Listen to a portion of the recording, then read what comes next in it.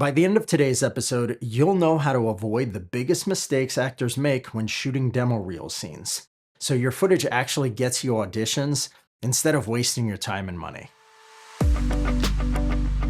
Welcome to the Actor's Career Compass, where we help aspiring screen actors find high-quality auditions, sign with great agents, and book major roles in legit productions. I'm your host, Martin Benson, and today I'll be covering the performance mistakes that instantly make your reel look amateur, the technical and on-set issues that ruin otherwise good footage, and some simple fixes that make your reel scenes look real, cinematic, and professional. And when I say real, I mean R-E-A-L, not R-E-E-L.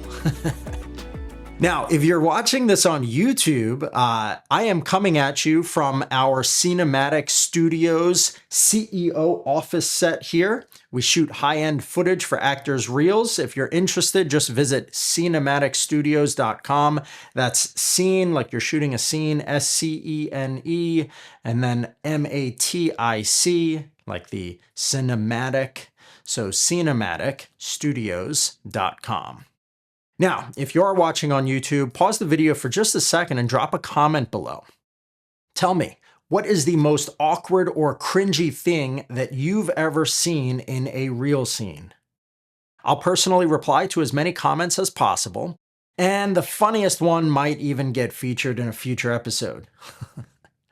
Now, let's talk about what most actors get wrong when shooting reel scenes. First thing, overacting and indicating their emotion. A lot of actors who have theater backgrounds forget that the camera reads micro expressions. You don't need to project or play it out. On stage, you have to act big enough for even the audience members all the way in the back to be able to see what's going on. But on camera, you're big and a microphone is right next to you, so everything is going to be picked up. You should watch a scene from a show like Law & Order. Most of the best acting moments happen with minimal movement. On camera, being subtle is very powerful. The lens magnifies everything. So you want to not think about performing, but instead imagine if this was real life, where we have real thoughts and aren't concerned with showing our emotions. In fact, in real life, we usually try to hide our emotions, unless we deliberately are trying to manipulate someone, right? Now, another problem is not memorizing your lines fully.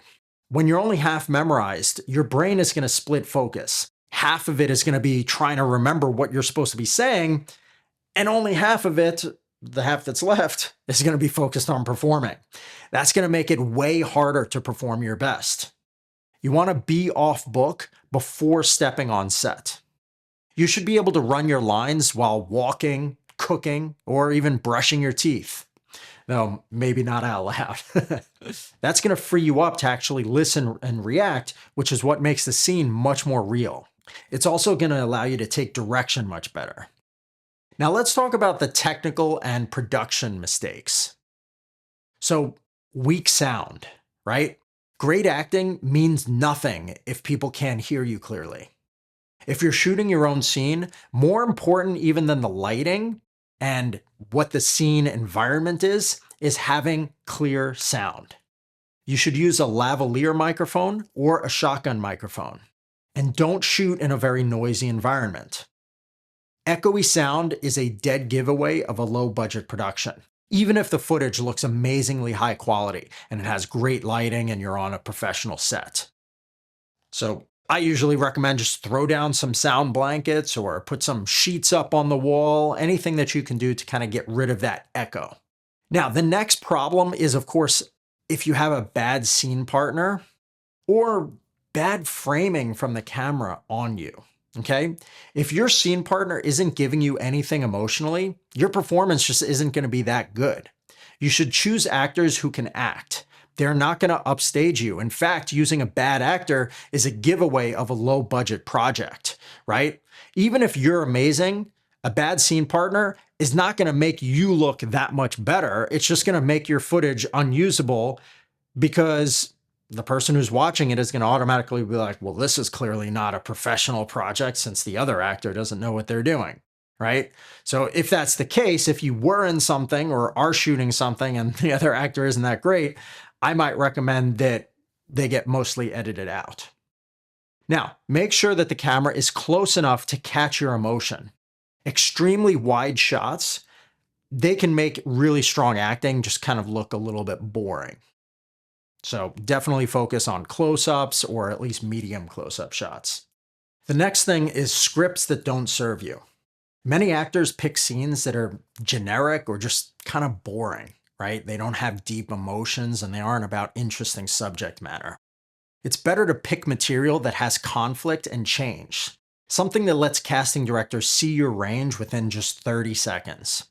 I also recommend choosing something that's just interesting in general, right? Ideally, you should focus on strong emotions, but even if not, you could pick interesting topics. For example, you could have a scene with two people discussing what they're going to do later that day, or more interestingly, you could have a scene where two characters are discussing an important taboo topic.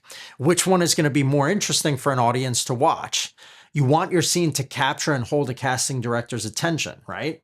Think about it. A scene on your actor's access profile that people click and they just start watching and they're like, ooh, where's this going? Ooh, this is getting interesting, right? Even if it's not super emotional, just the subject itself can hold their attention long enough so that they start watching and getting interested and they want to see more. Now, another mistake that people make is forgetting what the reel is actually for. Remember, the goal of a reel isn't to make a short film, it's to show you can act. And that means keeping attention on your face, your reactions, and your energy. Avoid group scenes or cinematic shots where you're going to disappear into the background or get kind of swallowed up with a story. And of course, don't try to do scenes with too much movement and walking unless it's absolutely necessary. That kind of stuff takes a long time to shoot, and it just sort of takes away from somebody being able to watch the scene and focus on you. This way, you can focus instead on emotion and really connecting with your scene partner.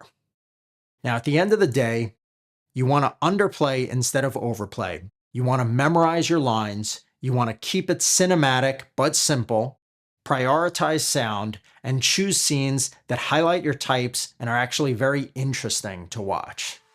Well, thanks for listening. Now, if you want to dive even deeper on reels, I highly recommend checking out a podcast called Avoid This Big Mistake in Your Acting Reel. It's episode number 183. I dive deep on how the first 10 seconds can make or break your reel and what kind of scene instantly grabs casting directors' attention. Check it out. Again, it's episode 183, Avoid This Big Mistake in Your Acting Reel. It's on the Actor's Career Compass. And if you ever want to stop guessing about your career trajectory and start actively working to improve it, just visit martinbenson.com/coaching. That's MartinBensen, martinbenson.com/coaching. Thanks so much, and I'll see you soon.